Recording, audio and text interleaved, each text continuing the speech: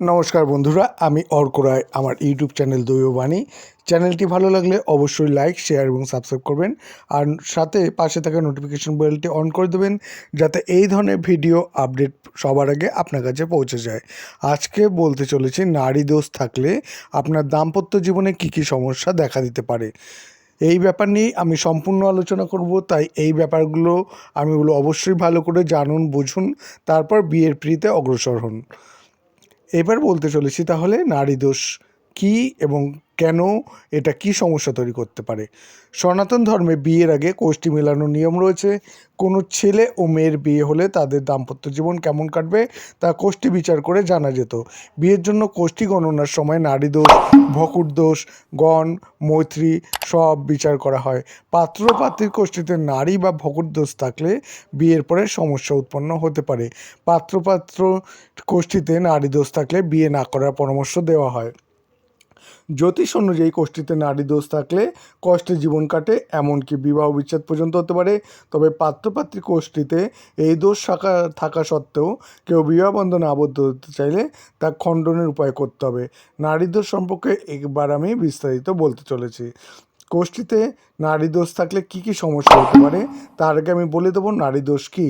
জ্যোতিষ অনুযায়ী পাত্র ও পাত্রী উভয়ে একই নারীর হওয়ায় এই দোষ লাগে। জ্যোতিষে 3 ধরনের নারী দোষের উল্লেখ রয়েছে: আদি নারী, মধ্য নারী, অন্তনারী। আদি নারী দোষ: পাত্রপাত্রীর আদি নারী এক হলে এই দোষ উৎপন্ন হয়। এর ফলে সম্পর্কের শ্রেষ্ঠত্ব ও গুণ প্রভাবিত হয়। মধ্য নারী দোষ: পাত্রপাত্রীর মধ্য নারী এক হলে পরে এই দোষের সৃষ্টি হয়। এই দোষের প্রভাবে দাম্পত্য জীবনে ভারসাম্য প্রভাবিত হয়। জ্যোতিষীর পরামর্শ অনুযায়ী এই দোষ থেকে মুক্তির উপায় করবেন। অন্তনারী দোষ: জাতক জাতিকার অন্তনারী এক হলে এই দোষ লেগে থাকে।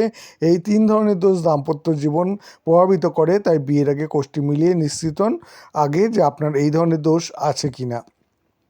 নারী দোষের প্রভাব: বরবধূর কোষ্ঠীতে নারী দোষ থাকলে তা নিবারণ করা উচিত, কারণ তা না হলে বধূর গর্ভধারণের সমস্যা উৎপন্ন হতে পারে।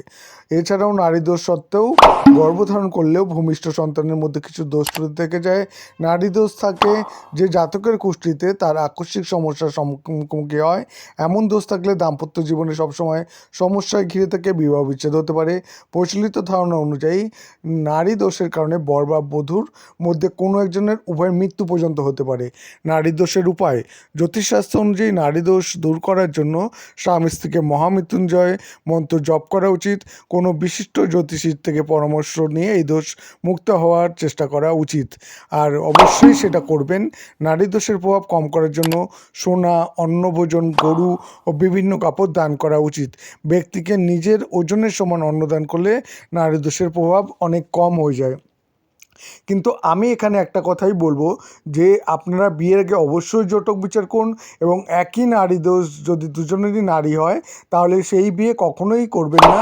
তাহলে কিন্তু সমস্যা, দেখুন, আপনাদের জীবনভর থাকবে। আপনার সন্তান যে জন্মাবেন তার বিকলাঙ্গ হতে পারেন, তিনি সারা জীবন অসুস্থ হতে পারেন, এমনকি আপনাদের যে কোনো একজনের মৃত্যু পর্যন্ত হতে পারে। এছাড়াও ডিভোর্স হতে পারে।